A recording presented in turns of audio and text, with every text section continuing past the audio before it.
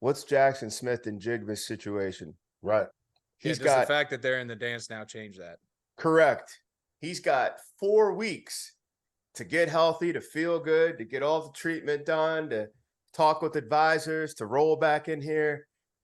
An Ohio State team with Harrison Jr. on one side and Smith and Jigba on the other, and all these running backs come trotting back out here healthy. Like, does the committee get a little bit of the insight on what's going on in Columbus? That's going to be different because they'll be at their full powers. And then Michigan's backfield gets healthy. TC, like, everybody's going to get a chance to get healthy.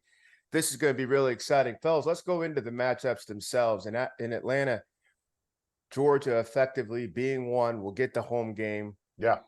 They will host this Buckeye team that does travel. They have taken on heavyweights over their history, recent and otherwise. I like the juxtaposition of style, right? Style makes fights. But the last team, and really the only team that Ohio State played with this type of style, is Michigan. Blunt force. We're going to win the line of scrimmage. We're downhill run game and a defense that plays east, west, and all over everywhere. What does the style of this game say to the Buckeyes, Hack? So here's the thing, and I talked about this with Josh Perry. I think I might have mentioned this with you guys as well. And we talked about it on the text chain yesterday. And this is not me like attacking Michigan for anybody who's listening, but that Michigan-Ohio State game, from a physicality standpoint, was not like last year's game. Like, Ohio State matched, and if not, was on the winning side of it for the vast majority of the 4 quarters. They have to put a full one together. You can't give up 350 plus yards in 5 plays in a football game. You cannot do that. Bingo. And beat the best teams, right? Right. That was the first time it happened to him this year. New defensive philosophy, not making excuses, just an element that you have to take into effect. Sure. Experienced it. A month to prepare with that coaching staff. To me, this is going to be a dogfight. Yeah. And I think the styles are going to clash very well because I think Ohio State has improved significantly defensively. I know Georgia's going to come in and have wrinkles, and they are going to be who they are. They've been that all year. They're going to be very tough. They have some explosion. They have some mismatch issues offensively that they present for defenses and some explosive capability. And then defensively, they're going to come out and probably try to confuse CJ Stroud because that's how you got to attack them. You got to get Ohio State away from the run game. That's exactly what happened in the Michigan game. Ohio State was running the football at like a little over 4 yards a clip, which is awesome, very efficient. They abandoned the run game, which is something Ryan Day hasn't done all year. What he did very regularly last year, and just started chucking the ball around the field, abandon it. So if I'm Georgia, I got to start thinking about how I'm going to create the game and try to take those tendencies and turn them and spin them into my favor. But I think that matchup's phenomenal, and I'm really excited to watch this one. Of course, I've been an Ohio State homer. I'll admit it here to everybody. I've been very excited about this team all year. I think that they're really close, and I've said it. I think this year, if they're going to win it, this is Ryan Day's year, especially if he can get Jackson Smith and Jigba back on that field and get those guys healthy, which they will. Mayan Williams will be healthy, and Travion Henderson will be healthy. Like, I think this is Day's year to win it. And honestly, CJ should be pissed off because everyone's talking about CJ's never beat Michigan, never won a Big Ten championship. You got all the record books rewritten, my guy. But all these other dudes got all this medal. They got all those war medals on their jackets that you don't have.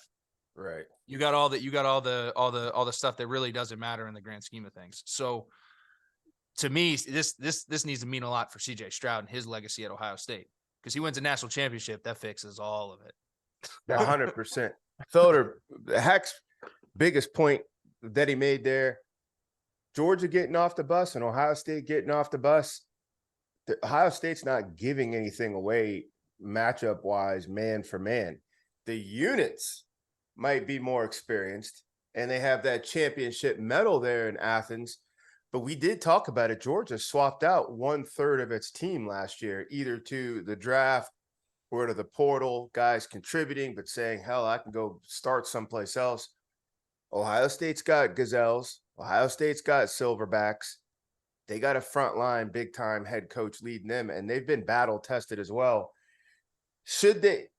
They should feel just as much on equal footing as anybody else going up against this Georgia team. Yes. Yeah, I mean, they're the first tape they're going to watch is Georgia and LSU. That's going to be the first one that they watched, and they're going to watch Jaden Daniels finding holes. They're going to watch Nussmeier coming in and popping off on them. Yep. Outside of 5, who do you trust in that secondary for Georgia? Outside of 5, who do you trust in that secondary? 5 is not the freshman, right? No, 5 is Keely Ringo. Ringo, yep. Yeah, because there were times where I didn't do the work to put the names in, but I got the numbers all written down in the notes. 24, 29, 22, all of them made critical errors. Missed tackles, bad angles, coverage busts, like all those things happen. So outside of 5, and look, we saw Nussmeier make a perfect throw over Ringo for a touchdown. So if I'm CJ Stroud and that's the first thing I pop in, I'm like, okay, I can do this.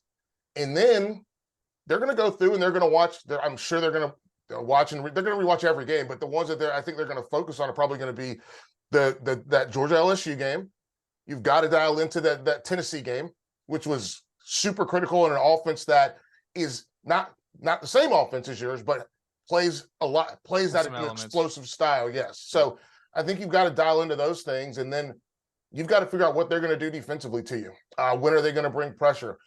And I'll say this, I've said this for most of the season, CJ Stroud has to take somebody out of this defense. Mm-hmm. I know he doesn't like to run, but he has to make someone, whether it's play a spy or put somebody up top so that creates space in the run game, you've got to make them do one or the other. You have to make them do one or the other, because otherwise, and we saw that with Jaden Daniels, him manipulating the spy to hit those little spacing routes while the spy is worried about him, and then he has a guy just hugged up to the sticks. Boom, that's an easy throw. And if you can make good coaching, that's a good coaching note as well. Yeah, Brian Kelly's a good coach. Brian Kelly is a good coach. And well, let's go into it. Felder, let me ask you. Georgia's offense, Georgia's defense, Ohio State's offense, Ohio State's defense. Which of these units is under the most pressure? Ohio State's defense. What's trying to withstand this downhill onslaught and these tight ends? It's the downhill, but it's the tight ends. They also have their wide receivers are starting to bubble to the top. Like they got some good, they got some talent outside too. Yeah, like this team, and I don't know if we're going to see a healthy Ladd McConkey. I noticed he sat out the second half, but he's part of that heart and soul of that team. Who's covering Brock Bowers for Ohio State? Yeah, better find out now. And I tell you what, you're not going to get a simulation and let's go back to, you mentioned the downhill. You're not going to get a good simulation in your 9-on-7 against Scout of Brock Bowers and Darnell Washington standing next to Broderick Jones on one side of the offensive line. You know, here's an interesting point to that. I think I agree with you. I think the defense is under some pressure, but I feel like Jim Knowles he's going to live and die by the 3 ball. He's already shown that. So I think that they're going to create some opportunities and some chances where they're going to back Georgia into holes and possibly confuse them and take advantage of it. Yep. If that so happens a couple of times, great. I think that it's the offense, and particularly the offense's execution once they get on their side of the field. Yes. You got to stop kicking field goals, because that's something that's kicked them in the ass. And I know, again, I've brought this up, but everyone talks about it. Oh, yeah, they have one of the best red zone offenses in the country statistically. Great. I'm sure they when it mattered. But you're when talking it mattered, about the Buckeyes, yes. Ohio State. But when it mattered, they kicked field goals when they needed 6 more times than not. So to me, that's where I'm looking for them to spend a tremendous amount of time. And again, there's some health factors here, and arguably one of the best receivers in college football that we've been talking about, who we've seen catch, I think, like 3 footballs against Notre Dame week 1. Yeah. So played in 5 games. Yeah, just not like, and it was a shell of himself. So if he gets healthy, gets back out there, you got him, and then his backup's backup, who ended up emerging as probably the best receiver in the country, in Marvin Harrison Jr. I think that's something that is impactful enough to be a game changer, specifically in that area of the field.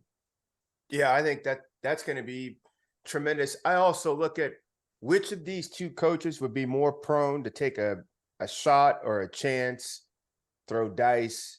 I mean, now you're in now, so it's almost like you don't save anything per se, but in terms of big game coaching, Ryan Day has shown his chops to stand up alongside the rest of these guys. He just hasn't ever been in the dance. That might be kind of like going against the point, but he has been a great coach up against other great coaches.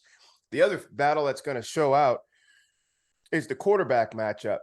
And if Ohio State's defense is the worst or under the most pressure, is it fair to say Georgia's defense, are they the best unit in this game? Or is it strength? I mean, yes, it's strength on strength, but are they equal strengths? Or is Georgia's defense a better unit than Ohio State's offense, how we see it, which tilts that quarterback battle?